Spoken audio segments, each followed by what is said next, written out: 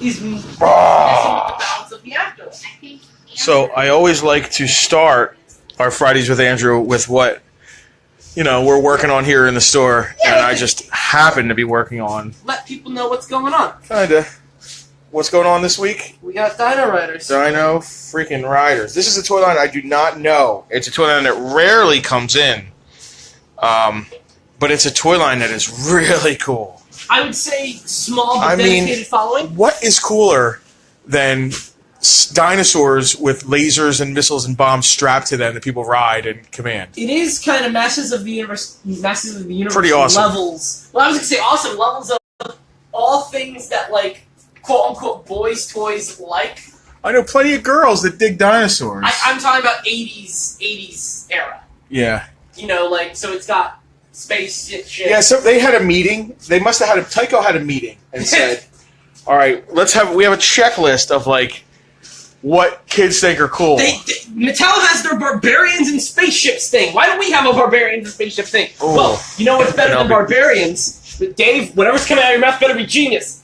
Dinosaurs. Dave, you're promoted. Here's my car. That's so toyetic. I want you to go home and I want you to take a dump in my bathroom because you've earned it. Whoa. Oh, sorry. Whoa. Sorry, all age appropriate. No, I don't give a hell about age appropriate. Okay. You need to be a certain age to be on Facebook, I believe.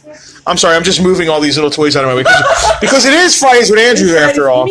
And I don't mean enough about you, Dino Riders. I want to focus on Andrew. I'm just trying to move all this stuff out of my way. There's all kinds of little toys in my way here. Here, you want to watch me move toys out of my way? Wait, no, I am warm-blooded. I might not be cold-blooded. Never mind.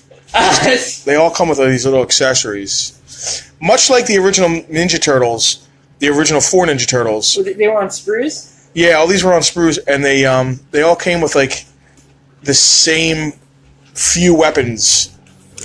So anyway. I kind of remind me of Playmobil accessories. Kinda. Andrew's here. I'm here. I got the... Wait, that's not Andrew, that's me. Oh. I'm Justin. Penelope's over there. We don't have name tags. Should we? I don't think so. I need to shave. I'm not happy with this. It's coming in too thick. I need to, I'm not in quite the same situation, but I could get a little cleaner up here. We're some messy boys, Justin. We are. But, Messy Boys Club. That sounds... What do you got for us this week, Andrew? It kind of seems a little bit more of the same, I gotta say. All right, I'm going to guess. Oh, sure. Something written by the guy who wrote Sweet Tooth. Nope. Okay. Something Gem. How many guesses do you want to give? I'm just going to keep guessing. Oh, okay. Something from Gem, or the woman who wrote Gem. We got Ghostbusters Answer the Call number 4. Did she write Gem? She wrote Gem. She brought Gem into the... Fino's over there laughing. Let's keep going. I like this. Something Snagglepuss. No. No, something... Wait, hold on. Hold on. This isn't challenging to you, Justin. Keep guessing. Is it... Something with a gay character. No. Here's what... I'm not sure. No, hold on. Wait, I want to give him a list of guesses. I want to make this challenging for Justin. Okay. All right, let's say you have... It's 5... Because you've guessed a lot. Let's give you 5 additional guesses. Okay. Are you comfortable with that? Sure. I want all players to be... All right, so 5 guesses. What are these 2? All right. Transformers. No.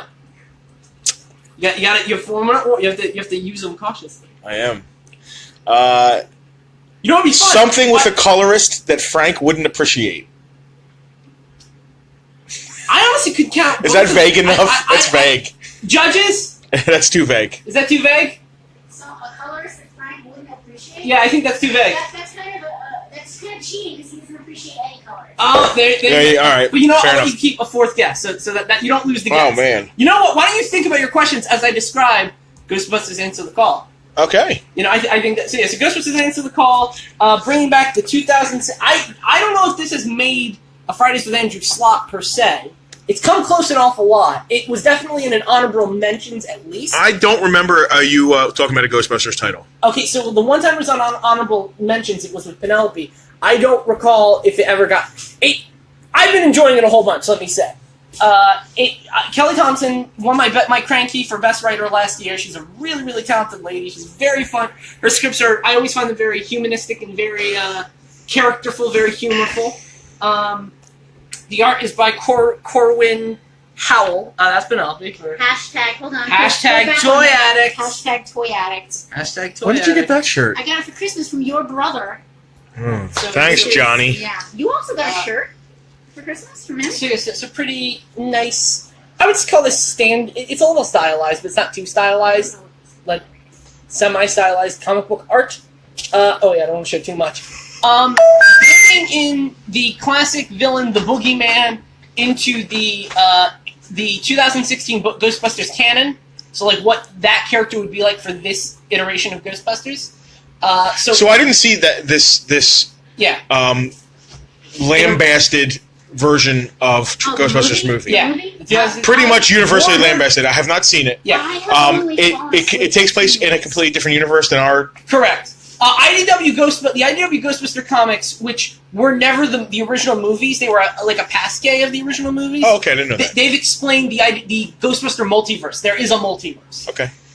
So this is Earth 313. It's not like, I think 63 actually. Okay. Or wait, no, 616. it might be 63 because 63 is that Rule 63. If it exists, there's a reverse gender version of it. That's internet speak, people. That's internet speak. So that might have been a reference.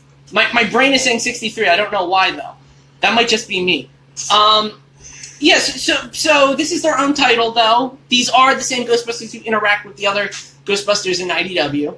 I was a fan of the 2006. I will. Of course you were. Of course. Oh my gosh. I'd like to state for the record that I was not a fan of the movie. You're a girl. You should have loved it. That's a second. You are only allowed to use that joke one more time. I've only ever in my life fallen asleep while watching 2 films, and this is one of them. I've only fallen asleep to John Carter, the 2012 John Carter. However, Chris Hemsworth gets an A+. So anyway, He was hilarious. All right. you're a fan of the movie. Should you really be reviewing things for us? That's what I told you. I'm just kidding. I told you that. He's so serious. Well, no, again, my reviews are on a metric site. No. I'm ruining the country. We consider you the piece of the pie that we, there's different slices here. Oh, we're getting real now. Yeah, and you're a piece of the pie. Yeah, well, that Sorry, continue. you are for a fan base that probably we wouldn't bring around. There you go. People who are young You can say millennials. You can say snake people. Yeah. Who probably don't have the Y. best taste and stuff. There you go. Just kidding. Youth is bringing I am down totally society. being the Frank of this conversation. Well, you got to because he's not here. I can't go that hard. You can't go that. All right. No, but yeah. Sorry. So really quick, because I don't want to stay on Ghostbusters too long. James O'Connell just said, and I quote, "Credibility in the toilet." Oh, great, fantastic. Who's credible? Mine. Andrews for liking that movie. That's fine. No, listen. He's a man, so his opinion doesn't count. Yeah, exactly. That movie wasn't for me or James. Wait, whose opinion? Both of ours? I'm just All right, enough about that movie. I really want to get. All right, yes. So very briefly, introducing the Boogeyman into this version of Ghostbusters, which people on the name should imply he taps into people's fears. So it's not a direct real Ghostbusters version.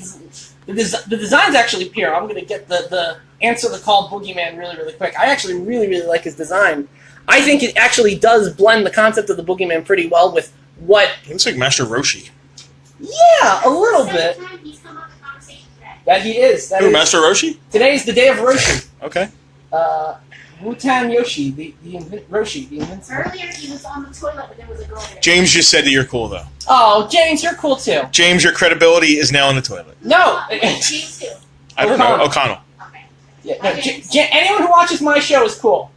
That's just a fact. This is our show featuring you. Oh, anyone who watches. No, anyone. I'm just kidding. I'll say anyone who like. Oh no, you know what? I'm gonna make a bold statement. Oh man. If you liked Farpoint toys and collectibles, you're a cool person. Aww. So. All right, pretty good. There we go. So yeah. So again, trying to do this quickly, they have to figure out a way to nullify his fear-based powers, and that's what this issue does. This is like the tech testing issue, if you will. They don't want to go into it in issue 1 and 2. They went into it half-cocked. which you make your joke about an all-female cast here. I did not, and you were waiting for me too, and it threw you off because I didn't. It did. It threw you off because I didn't take that bait. Well, here's the thing. It wasn't just for you. It was for the audience as well. Yeah, they can insert. I believe a choose your own adventure. Insert chauvinist joke there. There you go. It doesn't have to be chauvinistic, does it? I don't know. Well, no. Anyway, yeah, but yeah. So they want in my world. They want to be prepared, and so this is figuring out the technology. They want to be full cocked. There you go. There's one caveat to their plan, to the way the technology works. It needs to be a shared memory between all of them, and it needs to be an old shared memory, which is what leads to some spoilers that I'm not going to go into. Sure. Some people would think that this issue does something that some people would consider contrived writing. Maybe other people might consider it like fate has intervened, or like the universe wants them to do this. Is it a Deus Ex Machina kind of? It's not. I don't know if it counts because it's not a thing. It's just it is like a. It's serendipity. Okay. If you mind serendipity in your story and you think that's a forced writing device, you might not like this issue. I'm half-half with serendipity. I think here serendipity works, and also the rom-com serendipity is also okay. So this issue 4, is this a miniseries or ongoing? Miniseries, I believe, but I think it sounds like they're confident enough that they might want to pursue. But after issue 5, usually a trade will come out of something. There will be a trade of this. So is this worthy? You don't know yet. You don't know how 5 ends. Yeah, Mini 5 is a stinker. Based on the previous 4 issues, I would highly recommend this to people following the Ghostbuster comic, the few fans who exist of that movie, so like me and that rec room full of 40 other people. Yeah. So people follow, so those two groups. I don't know if this would be a Kelly Thompson's fans, so that's 3 different groups there, and like whatever intersects there, and then I would recommend. I would recommend this to Ghostbuster fans. Ooh, bold statement, my friend. I would. I really would, because even if you didn't like the movie, I could see someone who didn't like the way the characters were portrayed in the movie liking them in this movie. Sure. Okay. So Fair enough. I would say this is a B. It's a high B+, bordering on an A-. Really, really good stuff. I like tech testing issues. I like seeing issues of our protagonists thinking, not just doing things. Okay. Even though some people might think, why aren't they doing things? But whatever. All right, great. So you had plenty of time to guess one of these two. You have 4 guesses left. Well, they're both DC books. One of them is a DC book, so that's we have Future Quest presents Hanna Barbera Mitor. All right, so I should have said something about Hanna Barbera. Yeah, I should have. See, you're I thought about it. You did? Oh, okay. Yeah, I did think about it. Well, no, now you have 3 good guesses for this. But anyway. All right, so Future Quest presents Hanna Barbera Mitor. So Future Quest was one of the first DC Hanna Barbera books. I think it was 4 of them. It was this. It was Flintstones. It was Scooby Apocalypse, and I want to say the Wacky Races, the Mad Max Wacky Races. It ended, I think, after 12 issues. I think there were 2 trades, maybe like 1 omnibus of it, and it spun off into Future Quest Presents, which is basically anthologies featuring the Future Quest cast. All written by Jeff Parker, but with different artists and colorists depending on the issue. So here, this story is about Mitor. Did you like the Mitor cartoon, Justin? I don't remember the Mitor cartoon. The Mitor cartoon was about a caveman. Give me an era. Whatever BC. What? Yeah. No, an era when the cartoon was out. Oh, okay. Oh my God! I don't know when Mitor is from, nor do I really care. Anyway. What era is the cartoon from? I think it was right after Space Ghost, so late '60s, early '70s. Oh yeah, it's too early for me. Okay, too early. Well, it did reruns. Did you get what I was trying to say? Yes. Andrew's awesome. I thought you meant where's my so it's about a caveman who had a magic club. He chanted it inside Mitor and he got superpowers. It was a Shazam type deal. Captain Marvel type Captain Caveman type deal. Captain Caveman type deal, exactly. Yeah, very good. They ripped off a lot of Hanna Barbera stuff. Yeah. So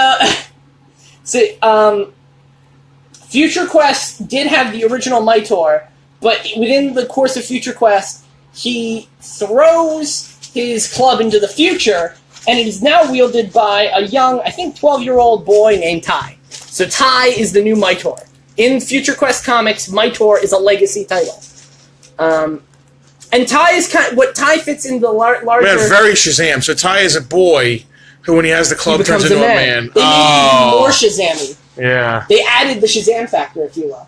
Hey, Rich, how's it going? Hey. So he fit his role in the larger Future Quest ecosystem, and he kind of fits it with Johnny Quest, and he kind of fits it with Buzz from Frankenstein Jr. He's like the young hero. He's the Spider-Man, the Jaime Reyes Blue Beetle. He's the young, inexperienced kid who likes being a superhero. Turn back that page. It looks like he's fighting someone from Ben 10. Yeah, kind That is of. very Ben 10-esque. I mean, I'm pretty sure it's an original Hanna Barbera character that they revamped. So that is kind of a Hanna Barbera design if you put a modern comic sheen on it, which I guess would be Ben 10. Let me see. I grew up on Hanna Barbera. Yeah, Mitor. Yeah. Where's Mitor? Well, that's one Mitor. Here we got another Mitor. Oh yeah, and special guest Richard Hornline. Sorry, that's all right. No, it's okay. Yeah, I grew up on and I followed Mike Tor back in the Hanna Barbera days, and that's definitely the Mike Tor of the Hanna Barbera. So there you go.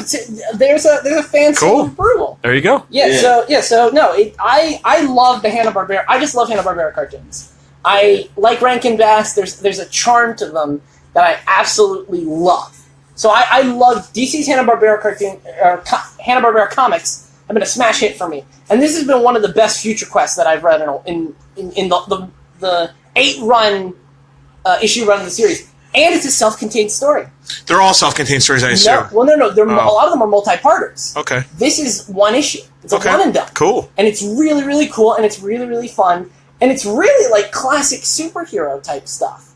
Ty is a really likable character, and they do a really. There's a B story about how it's his 12th birthday or something. He's got all of his extended family there. There's a really clever, again, it also might be considered contrived to some cynic. I don't necessarily think so. I think it's clever. Luckily, no one here is cynical. No one at all. We're all warm and fuzzy huggy time here at Farpoint. Warm and fuzzy huggy time here at Farpoint. Yeah, so honestly, I think it's an A. I'm still half digested with this one. Gotta say, super cool cover. Right? It kind of doesn't make sense within the context, though. No, his body is really. I mean, if I was gonna critique that, he's really extended. Yeah, I definitely agree with you. It's almost backwards. There's something weird about his torso and his leg. Yeah, that's a. All right. So concept of the cover is really cool. Do you want me to knock the cover? Do you want me to knock the A to an A- for cover? Maybe. All right. Yeah. so A-. Wow, that good. The actual story is really, really good and really, really interesting, and a really great, fun reminder for people who love comics. So, awesome. Future Quest presents Mitor, best Future Quest, I would say so far, in 8 issues. You could wait for the trade, and you'll have some of the other stories. You'll probably get the Birdman story, it would be Birdman and Mitor, if that sounds like a duo of stories that you would like. Issue 8 is a really, really great standalone on its own, and if you like Hanna Barbera stuff, you like Mitor, this will do. If you like Shazam-y stories, if you like young hero stories, that'll do you good for a lot of reasons. So, Justin, 3 guesses. 3 guesses. You know what? I'll give you one hint. Don't overthink it.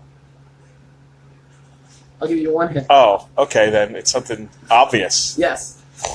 What has been perpetually everything with you? Oh man, I don't pay attention that hard. It's gonna be Power Rangers related. No, he doesn't do any.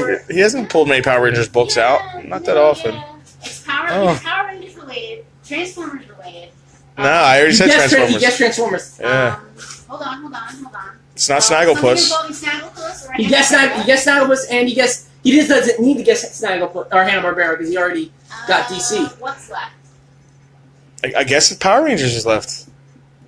Yet with 2 guesses to spare, go Power Rangers. I got it. You did. Very good. Penelope.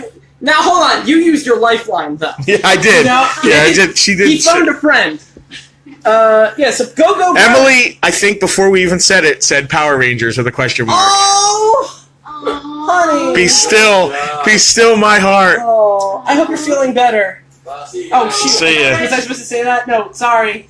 She wasn't feeling too well this morning. She's feeling better now. She's seeing you. I can't like comments. Oh man, that sucks. I can't. Oh, I'm sorry. I used to be able to like comments. I'm having a really tough time right now. I'm sorry. Oh, he's verklempt. I'm verklempt. See, Go-Go Power Rangers number 8. This is the second ongoing that happens contemporarily with the Mighty Morphin Power Rangers line. I actually have talked about this comic before. It's a midquel between episode 1 of Mighty Morphin, the original series, and Green with Evil.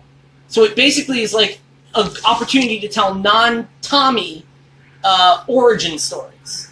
And they've actually done a really interesting job filling in gaps that I didn't know were gaps. Like there's stuff about why the putties are done. And there's stuff about where does Squat and Babu come from. And there's stuff about... It's canon now?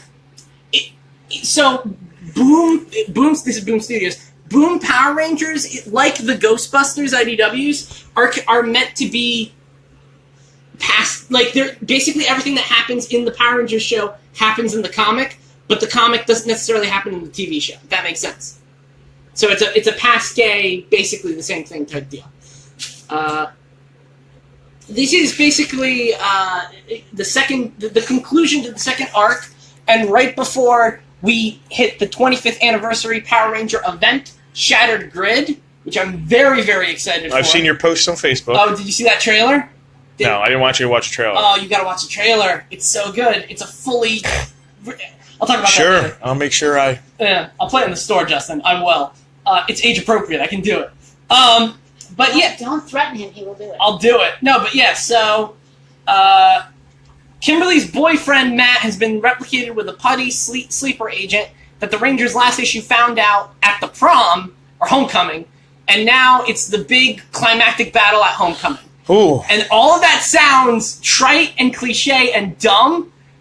No. No, all of it does. No. But they have filled it with so... They've earned it, Justin. In 7 issues prior, they've earned the trite, cliche, dumb setup, and have done an incredible, characterful teen superhero romp. Awesome. They've expanded. They've also there was a great B story with Bulk about Bulk trying to be a better person and basically getting screwed over by a mean popular girl, which never would have happened in the original show. Which never would have happened. They would have.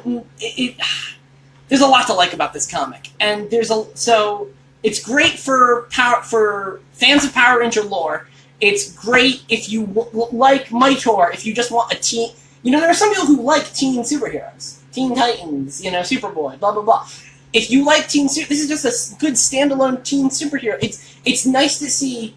Oh, Ben 10. Ben 10. Well, Ben 10 was skewed a little younger. Isn't he only 10? That's well, not... he got older in Ultimate later episodes. Alien Force and Omniverse. I think he's like 15 to 17. I think. Like school. Yeah. And Kevin and his sister are older. Kevin is a year older. That's right. Oh, he's Kevin 11. Justin, but he gets old enough to have a badass car, so he's got to be 17. He was in Ultimate. Well, yeah. So Ben was 15 in the first part of Alien Force? This is Alien Force Ultimate Alien Omniverse. We're getting on Ben 10 now. I gotta get back to Power Rangers. I can talk about Ben 10 a lot. No one has done good Ben 10 comics, though. I'm gonna just... James, which book are you asking about? Are you asking about the Go-Go Power Rangers? Because that wouldn't make any sense, I don't think. What did he ask? He just asked, do Christian Wiig and Melissa McCarthy show up and save the day? No, I think he is Power... That could be either of these, honestly. But not the Ghostbusters. So it could be either of them, but not the Ghostbusters. Yeah, because they're already saving the day in Ghostbusters. Well, actually, they're saving the day! Well, no, they can't be... Saving the James, day! They can't be saving the day and answer the call because they're testing out their equipment. They're going to save the day next issue. But anyway, all right. No, but yeah, so Go-Go number 8. What is this? It's like it's 2 A's and a B because this is another A. It's a really good... The only caveat, it's the final issue of an arc. So you guys might want to wait for the trade where which is coming out, I think, June, July. Yes. It's Go-Go Power Rangers Volume 2. Is this what this is going to be? But honestly, I think Volume 1 and 2... Can they get the trade through us, Andrew? Can they order the trade through us? If you ask us, we can order it for you because we have the ability to order trades, new incoming issues, and all the like. But yeah, this is an A. I would recommend you getting the trade. if not a singular issue. Go-Go Power Rangers is a really good book. It suffers none of the growing pains that I thought the Mighty Morphin Power Rangers title had in the first 8 issues. Because I think I've talked about that before. The Mighty Morphin Power Ranger books were very weak initially, and now they've gotten really, really good. Go-Go Power Rangers started good. That's cool. So we're trying to forget. You don't have to work for it. Yeah, exactly. Hey, I want to follow you into the room, and you pull something off the shelf, and... Oh, okay, great. Yeah, so what Justin's referring, I spoke a little bit last week about doing a new segment called Off the Rack, because we have a lot of trades, we have a lot of comics, and people, old comics are just as good as new comics. And a lot of times people come in, there's a question like, hey, I want to get into comics, what's a good story to read? Well, all right, so today we're going to talk about Captain America fans, Justin. Oh, okay. So why don't you come with me? We're gonna get something for you, Captain America. Come on, Andrew. Come on, Penelope. We're going to go into the comic room. What's going on? Andrew's going to pull something off the rack for Captain America fans. The rack. Off the rack with Andrew. And Look at this. I love it. So, a lot of people would think, what with it having the name Winter Soldier, that this would be the go-to Captain America Bucky story. But I'm going to do you guys a little something better with a little trade I call Captain America No Escape. So, What is Captain America No Escape, Justin? Sounds like you can't escape from something. Is he not able to escape from something? It is both literal and figurative. Let's go. Oh, there's no space. There's no place to sit. So we'll have to go back out. Okay, we'll follow you again. I can do this. Oh, you want to lean? Yeah, lean. I'll be a cool guy. I'm a cool comic guy right now. Captain America No Escape. So, for people who are unaware, Bucky was actually Captain America for a little bit. Sure. 2008, I think, to 2011. It might have been 2008 to 2011. So we had a good. That's like 3 years. 3-year run. It's almost a president. Right. And I thought he was pretty good at having the mantle. I have some. I don't know if would you call them controversial opinions about legacy titles? I think legacy heroes are fine. I don't understand why people always need the first iteration of something to be that character. I understand that there's like a familiarity to that, but Okay, well, because people get into something because they like the character. Right. Once you change the character, why be into it? This was a character you were invested in and liked. Batman, take for instance. Sure. Batman's origin. He watches his parents get killed. Sure. 50 years, 30 years down the line, you've been reading Batman all your life and you love the motives of that character. They redo the character, and now he's a different guy who's a baseball player whose parents got hit by a bread truck. It just changes so much. So that's called AU. Or no, all right, I'm not asking for Bruce Wayne to be a bread. Right? Well, no. Is he a barista? So here's my thing. I'm not asking for that big of a divergence, but I do think some people I don't necessarily think that characters should be frozen in time, which is really funny that I'm talking about a Captain America story. But no, I think that some characters have room to grow and change and mature and... Are we talking about Luke Skywalker here? What are we doing? Oh my word! Listen, growing and changing, maturing is fine. But you can't change the initial. But Steve Rogers isn't in. I don't know if you know much about how Bucky became Captain America. No, I don't. All right, yeah. So Steve Rogers was literally dead. So Bucky decided to be Captain America when Steve Rogers got better from being dead. Steve Rogers was like, Bucky is fine in the mantle. I think I should be doing other things. Okay, cool. And so he became the director of S.H.I.E.L.D.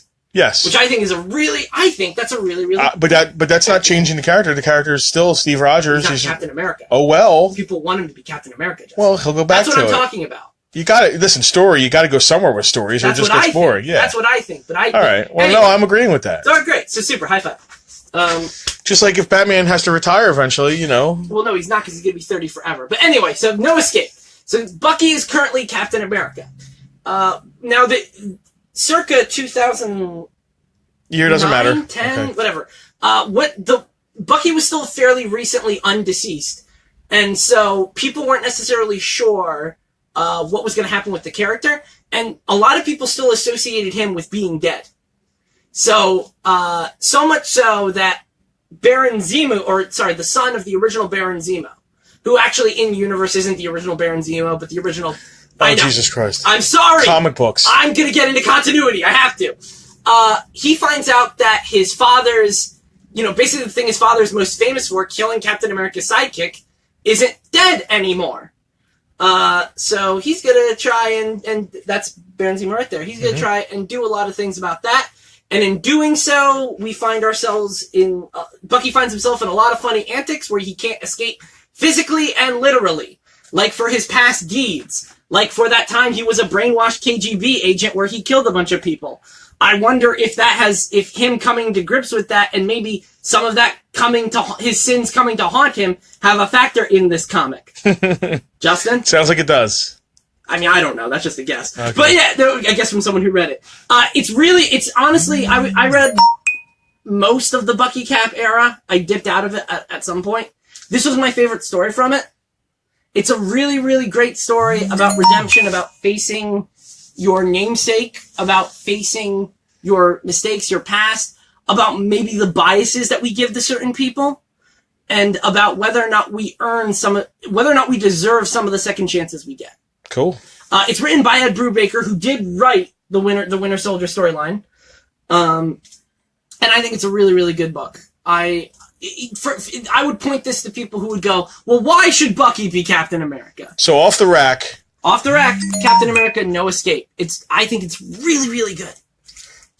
Sounds good. I would recommend it to any... It's perfect timing because we just upgraded the trade section. We're actually, every day we're putting out, look at the stack of trades we're putting out. Every day we're putting out new trades.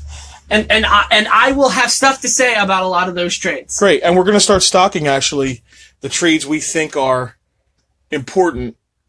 The big 12 or something like that. Yeah, we talked about it last week. Fridays with Andrew. If you have any recommendations of iconic trades you think we should have in stock, let us know in the comments. It's a great conversation to have. Absolutely, yeah. I have a lot of different opinions on that as well. Andrew, you have a lot of opinions. Well, no, what was it? One of the first things we talked about, you said, like, do you not... you told me, do I not have an opinion about something? And I said I had complex opinions about everything. No. You wanted a yes or no answer, and I paused because I was, like, articulating what I was going to say. Because you thought it was absurd that I couldn't come up with a simple thing about whatever it was, that it was a simple thing.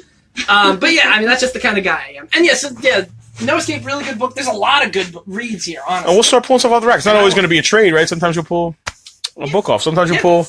So we have runs. Maybe I'll get a good... Maybe I'll talk to you about a good run. Cool. You never know. Whatever the day inspires. Yeah. And again, this is good. I also don't want to talk about new, like, trades and new graphic novels. So this is going to be... people should order, it's an alternating segment. Cool. Sounds good. Well, no. That's a whole different thing. Because, so...